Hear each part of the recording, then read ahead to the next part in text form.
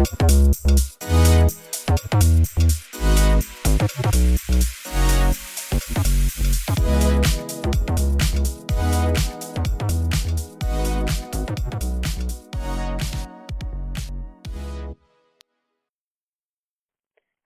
everyone. Welcome back to Prescribed Vibes Mental Health Podcast, where we talk about all things mental health and then some. I'm here with my wonderful co-host, Sierra. Hi, everybody.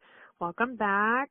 Thanks for hanging in there with us. We've been dealing with some technical difficulties lately. We are new to this whole podcasting thing, so we're figuring out all of the techie side, but we appreciate you guys hanging in there with us and coming back to listen.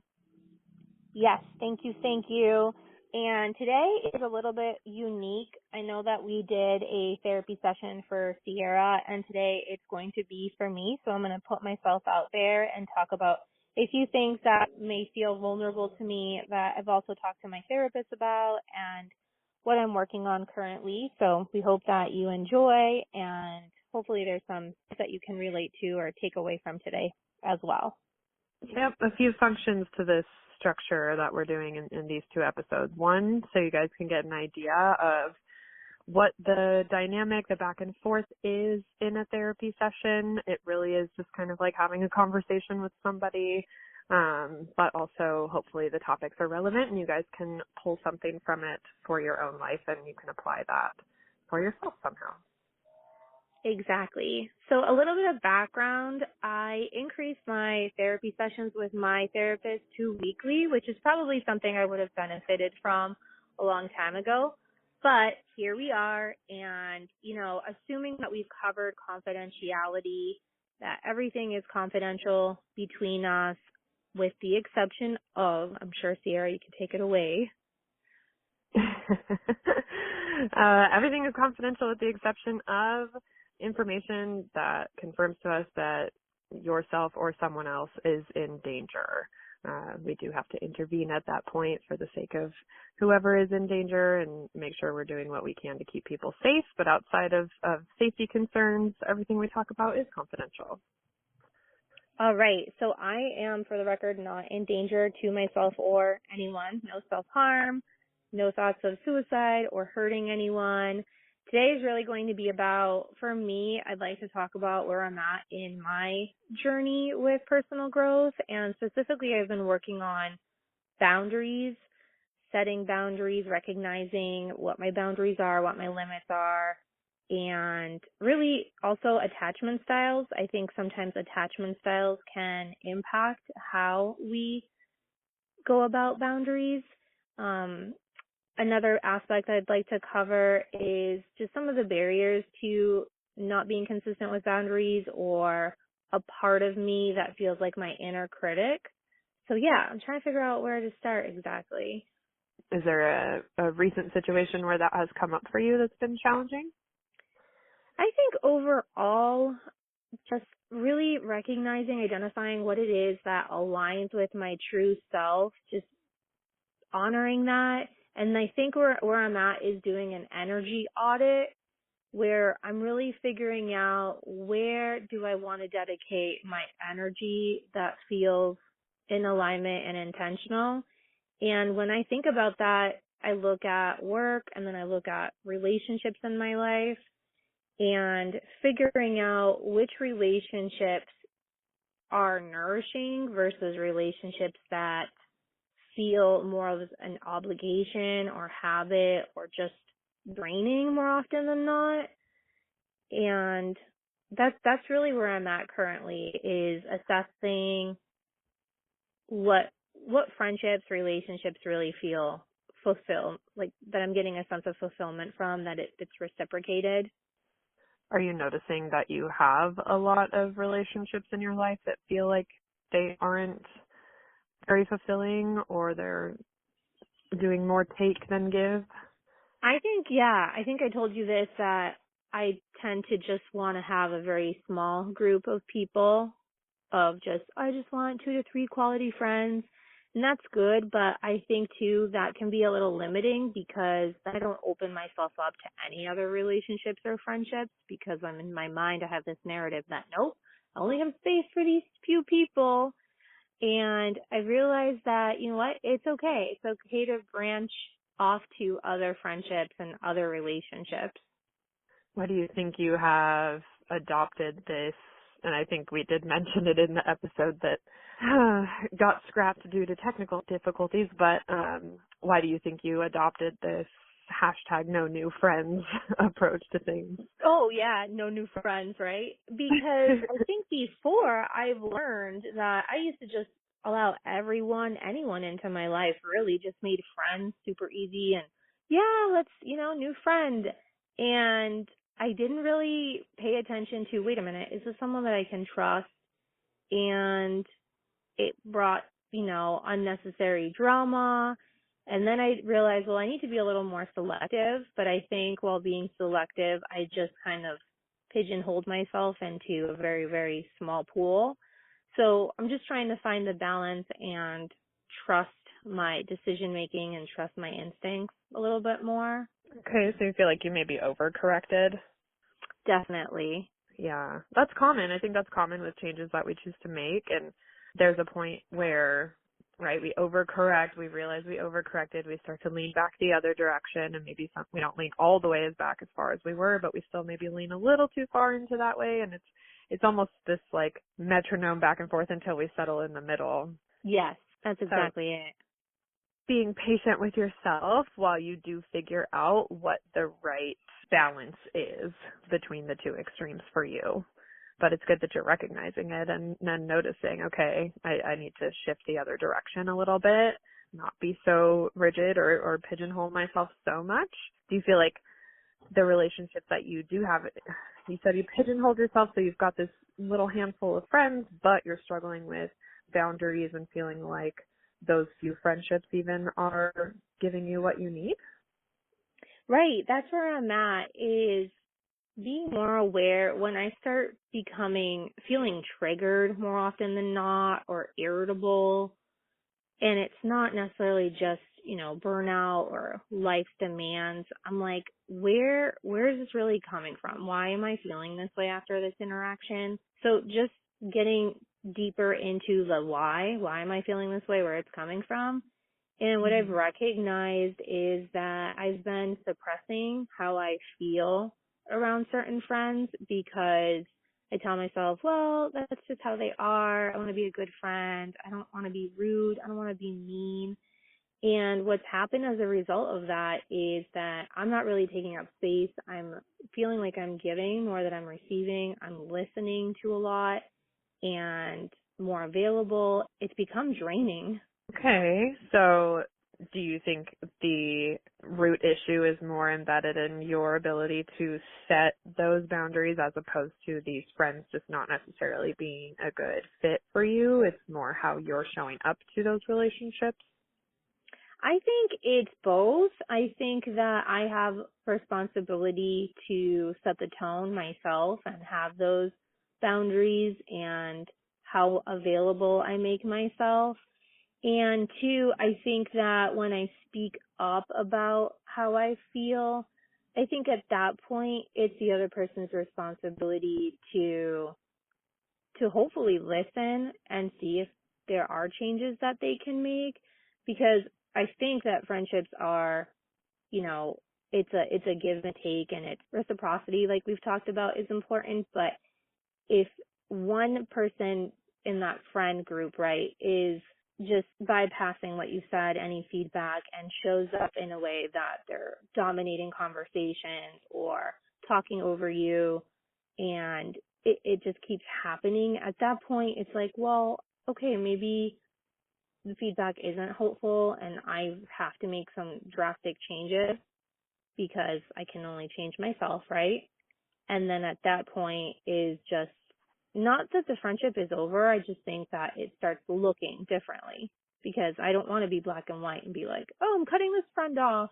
It's more about, well, Stephanie, what are your choices? You can take some space and recognize that you can have you can have your boundaries, and this friendship is going to look a little bit different.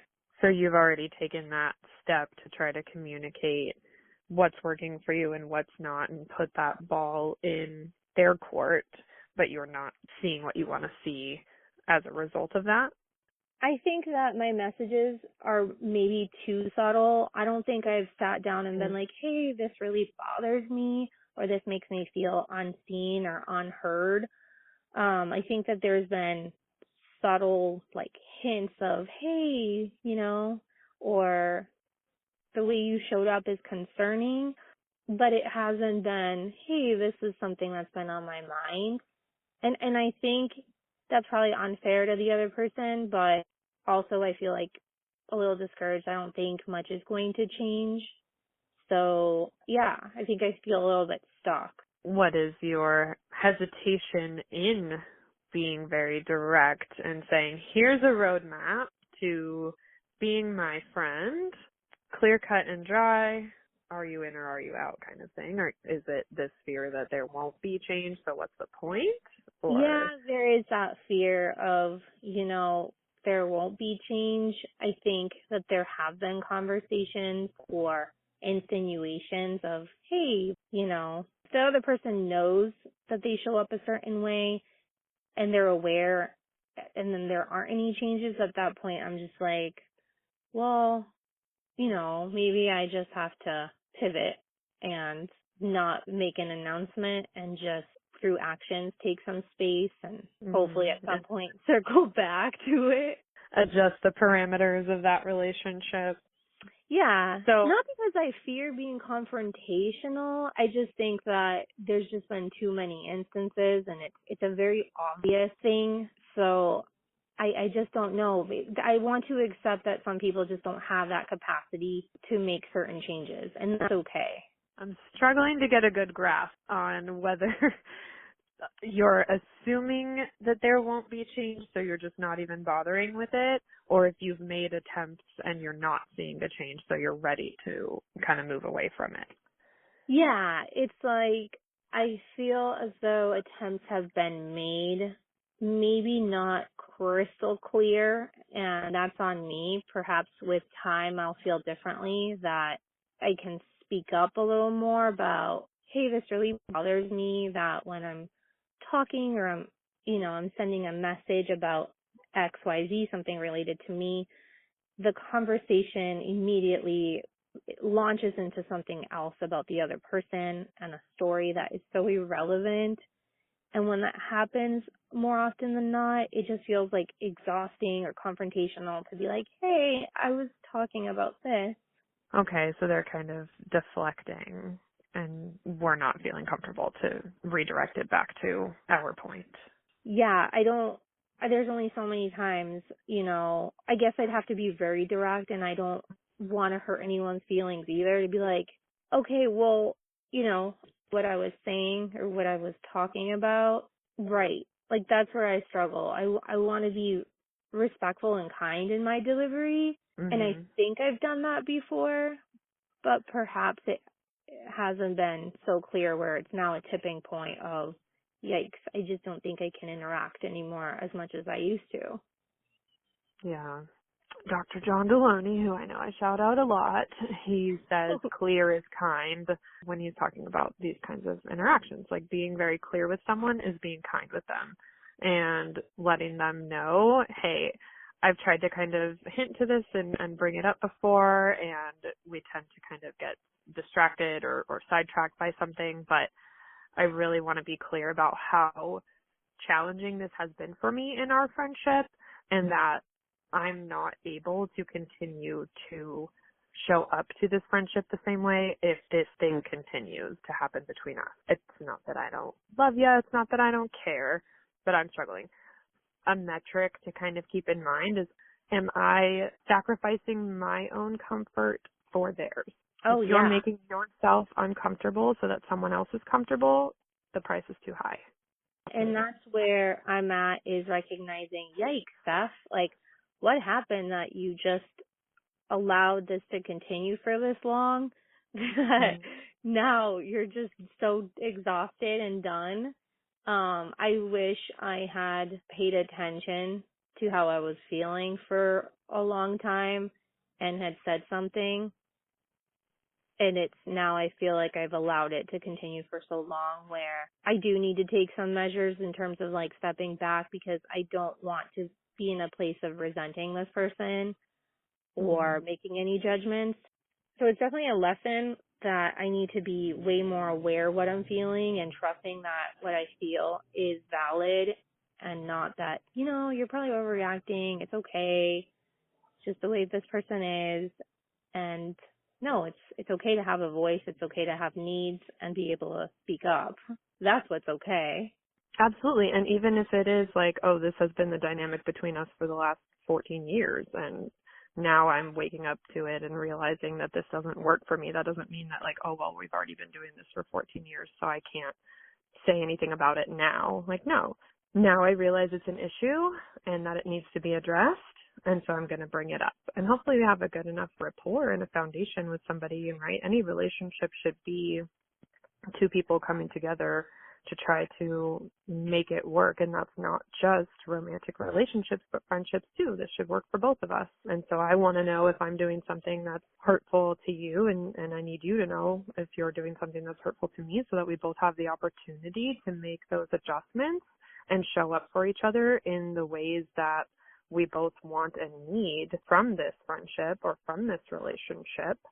100%. Yep. Yeah. Exactly So it. when you're thinking about, like, if we've gotten kind of past that point of, okay, like I've said as much as I feel like I can say right now, and I just need to take a step back, do you anticipate there being maybe even conflict coming from that, right? Like, are you in frequent enough contact, or are these relationships close enough that if you take a step back without really like saying much, are they going to notice, and then it's going to come up that way? I think it's very noticeable. There's just a lack of communication right now from me as to why there is such a step back, which, I don't know, does the other person have to ask, hey, how's it going? Or is it me who has to be like, hey, I'm sure you've noticed that I've taken some space and here's why, and I'm hoping that we can catch up one-on-one at some point. Yeah. I mean, I think it's appropriate for someone to notice, like, hey, I've noticed you've kind of pulled away lately, or I haven't heard from you a lot. What's going on? Are you okay? Are we good? Right? They can pick up on that and reach out on their terms, but also like if we're taking that step back too, depending on our intentions and where we're at with that relationship, like if we do want to eventually rebuild it or come back and be stronger, I think it can be important to say, hey, I've just been really feeling out of sorts with things between us lately. I just kind of need to take some space, take a step back. Like, you can always reach out to me. I'm here. I just need some breathing room, and I'm trying to figure some stuff out, and just giving them a heads up so they know where you're at and what's going on. But there are things to consider when you're deciding which approach to take. And I think, again, a lot of that comes back down to what your goal is with the relationship and with the behavior, with the communication itself. What message do I want to send? Why do I feel like I don't want to let this person know that I'm taking a step back? Why do I want to do that silently? Yeah, I think that for me, I trust patterns, and when there's been a pattern for a significant length of time, in others or with myself, and I finally, like you said, woke up to it, I think there's a connection here with whether I've dated before or allowed emotionally unavailable people in my life, and that has a lot to do with my attachment style, I think, and recognizing that, I don't want that anymore. And I think that sometimes or oftentimes emotional unavailability is there when you add, substance abuse into a relationship. So if you have a partner, a friend, or a parent who is abusing substances frequently, that's a big indicator that that person's probably going to be unavailable, right? And I think I've made justifications or like, no, like sometimes they're not, abusing these substances. Sometimes they're sober, or sometimes they're showing up and they're present. And now I'm like, that's not really within my control. That's that person's journey with substance abuse, and that person is aware of that. So there isn't much else that I can do in that regard. It's more about, you know what, maybe it is drawing boundaries. Hopefully we can get together when we're not drinking, or we're not like, in a different headspace, when we're just sober and chatting, and that's the boundary that needs to be set. Because otherwise, it's tough. It's tough to connect if someone's not fully present. Yeah. Has that concern around substance abuse come up in conversation between you and this person Definitely. before? Yeah. Yeah. And Yeah. that's where I think I feel a little discouraged of, well, you know what? They're battling that and they're working on Mm-hmm. that, and great for them. And at the same Yeah. time, I need to protect myself, Yep. and then just take some space and figure it out as it comes up with time. So coming back to like setting boundaries, is that something you're keeping in mind just moving forward, or have you learned new things that you're looking for and things that you want to watch out for when trying to form new friendships moving forward?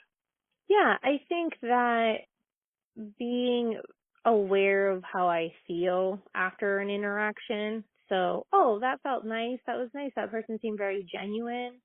Or, wow, that conversation was all about the other person. Or I just felt, just paying attention to how I feel and making more time for those that actually feel like a pleasant, positive experience, versus telling myself, oh, no, they really want to hang out, or, it's an obligation. It feels like something I should be doing versus something I really want to. It's almost like that people pleasing part comes out. Yeah. Am I doing this for me or am I doing this for someone else? Right, exactly. And I've noticed a lot of times I've been doing things for the other person versus for me. Hmm. Okay, so what do you think the barriers are to making some of those adjustments right now, or is it just a new approach for you and it's a matter of implementing it moving forward? Yep, it's definitely a new approach, and been very much implementing moving forward. And even something as simple as, you know what, that message can wait right now, or no, I'm not going to be able to make plans with that person, or I'm not going to be able to commit to that for whatever reason. Not to the point where I'm like now so boundaried that I'm lonely, but just having that Mhm. balance, like you said. Yeah, what feels right for you. Mhm. And even communication can come in handy in those situations too, where it's like, hey, I don't want you to think I'm neglecting our friendship or ignoring you or anything. I'm just in a place where I'm kind of overwhelmed, or my attention and energy needs to be elsewhere, and I totally will get back to you when I'm, a little bit more recharged or whatever, and just kind of not leaving things hanging in the balance can be good communication, because otherwise I think it can lead to like tension or conflict when we're kind of left to, right, this almost goes back to our ghosting episode, when we're kind Yeah. of left to draw those conclusions on our own and wonder like, why has she been so distant? Is she mad at me? Did I do something? Like, right, we start to spiral on that rather than being like, no, she said that she's just got a lot going on and she needs to take some space and she's fine and I'm here and we're good. Right. Yep. I agree with that, because I've also been on the other receiving end where people do ghost or they get busy, and then I'm just like, well, okay, I guess I will get a response in 2 weeks. and that's okay. And those are probably relationships I don't really make a lot of space for. Mm. Okay. Has So really just making more of an effort to be aware of where I'm putting in time and energy, mm, and if I don't want to do something, I don't do it. Like, that's okay. I don't need to do that. And also be okay with the consequences that might, you know, jeopardize whatever, and being aware mm. that that is a potential consequence, and I'm okay with that. Yeah, that's a good point. I mean, it's really important to be aware of and come to terms with potential consequences to mitigate regret in the long run. Like, yeah, I knew that was a possibility. That was a risk when I chose what I chose, and I'm okay with that at this point. Mhm. Right. Kind of making peace with yourself as you prioritize your peace. Yes. Exactly. And I will not forget the acknowledge. I'm going to acknowledge moving forward. Yeah, so we have to acknowledge our feelings, guys, before you start to talk yourself out of anything. Acknowledge Yes. and validate what you're feeling. But that's really it, is just, yep, acknowledge, validate, be aware, the whys. Oh, why am I feeling this way? Even whether it's good or bad. Mhm. Does conflict factor in for you when you're deciding how to navigate something? Mm, conflict? I don't, Are you fearful of conflict? Does that become something you consider when you're deciding how to or not to approach something? possibly, if, I choose to do something, I don't want to make a decision because I'm trying to avoid conflict and feel confident that I can handle if there is conflict or tension. I feel pretty good about handling that. I think Mhm. before I was probably avoiding conflict, and now I'm more of, it's okay. If that does come up, I can handle that. Yeah. Yeah. Prioritizing your peace, your needs, your comfort over someone else's, Mhm. which Exactly. sounds selfish, right? And that's kind of what we're taught. But unfortunately, being taught that has been detrimental for a lot of people because then we put ourselves at the very bottom of the list and we get neglected. And, if people talk about, you can't pour from an empty cup. That's a soapbox that I get onto where we're not pouring from our cup at all. You need everything in that cup, and everything that overflows is what the people around you get. Yes. And what's best for you is what's best for the people around you, and prioritizing yourself lets you show up as the best version of you for those people, those relationships, those responsibilities, whatever it is. You're going to show up as your best self if you're taking care of you, if you're prioritizing you. You're only in control of your own feelings, your own needs. No one else is responsible for those things. And so if we're starting to take on other people's feelings and other people's needs and such as our own responsibilities, A, there's not a lot left for us, and B, they're going to be outsourcing and utilizing us. We're sort of enabling that for them too. And then at the end of the day, we're left high and dry unless somebody else Totally. is doing that for us. Right. Yeah, exactly.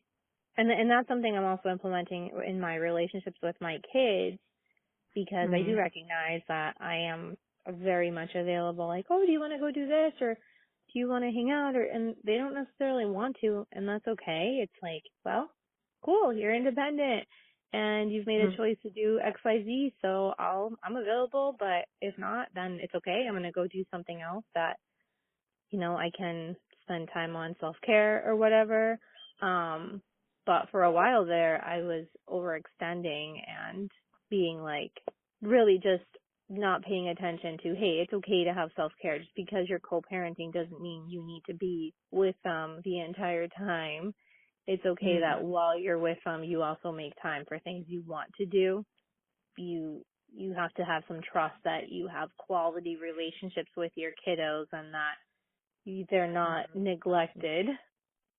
That's such a good point, and maybe we can get more into that in a future episode, just kind of talking about the ins and outs of co-parenting and trying to deal with the parent guilt and balance things, and not letting our shame or guilt drive those relationships, but making sure that we've got healthy approaches and balance to the way we go about that. That's a really good point.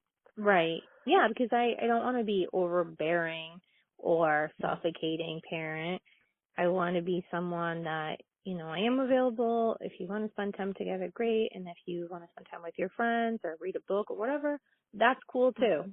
But I think before I was like, hey, let's just spend all this time together, or yes, let me take you here, saying yes a lot. And now I'm like, it's okay. It's okay to Well, almost chill like out you're here. overcompensating for the time that they're not with you, right? Yes, totally overcompensating for the time that they're either not with me, or even a little bit of I don't want to be a parent that is at all neglectful, because I know what that feels like. Mm-hmm. So just trusting myself as a parent that I do what I can, and it's also okay for me to take time for myself. It's not Yeah. going to make or break the relationships I have with them. Yeah. Yeah, we have to be careful of letting our emotions drive our parenting in those Mhm. situations. It's tough. And Yep. it's even tough transitioning when they're going from being so dependent to more independent and figuring out what that looks like, right? You're like, oh, well, you can kind of do your own thing, and maybe I Yeah. can make plans during the week I have you, or, maybe I can go do my own thing in the other room while you do yours. And even though that feels odd because I'm so used to it being attached at the hip all the time, Right. It's so true. Their needs change. And it's tough Mhm. sometimes to navigate, like, am I doing this right? Is it Yeah. okay? Well, I think some of the stuff we talked about will be good segues into some future episodes we have planned, right? We're going to talk about adult friendships. We kind of touched on that. We're going to talk about conflict. RIP, the episode that we recorded on that didn't have audio. Yes, we'll have um, to get back to the conflict one. yeah, but That's we've got a some good one. exciting stuff coming up. I know I'm feeling really grateful for this time that you and I spend together, and the things that we get to talk about and share with those who are listening. And I do feel like, people are listening a little bit more, which is exciting, and hopefully everybody's getting a little bit of something here and there that they can use, and that's really all we hope for here. Exactly. And thank you, not just to our listeners, but to Sierra for listening and making that space to not be judgmental, because, as a therapist, we're making that safe space and Mm. judgment-free zone.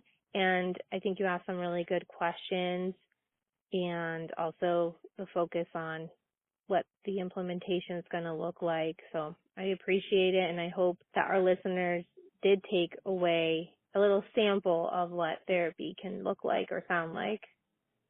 Yeah, definitely. There's going to be a little bit of challenging there, right? A little bit of accountability, like, well, have you communicated this? Have you done what you Mhm. need to do? They're going to challenge you and make sure, right? We only know what we know. So there's a lot of questions, right? A lot of what I was Right. doing is inquiring, like, oh, well, okay, tell me more about that. Or did you try this? Or have we gone that route yet? We have to gather as much information as we can before we can really even offer much guidance or insight. But Absolutely. And as the client on the other end, just being, recognizing that is a part of the process, that being challenged isn't because your therapist doesn't like you or trying to make you upset. It's really a part of the process to be comfortable with being challenged, being held accountable, being asked and look at things from different perspectives. That is how we grow. And I appreciate you doing that and being objective. absolutely. That's what we do. That's how we show up in a supportive, non-judgmental way. Yep. All right. Well, thanks for opening Yeah, up and letting everybody have a little peek into your, personal challenges. It's not easy to do. So, of course. Thank you. And thank you to our listeners. yes, don't forget to like and subscribe and follow and share, rate, review, all the good stuff. Support us. Tell your friends. We're just trying to spread some good words. All of that. Thank you, everybody. Bye. Bye.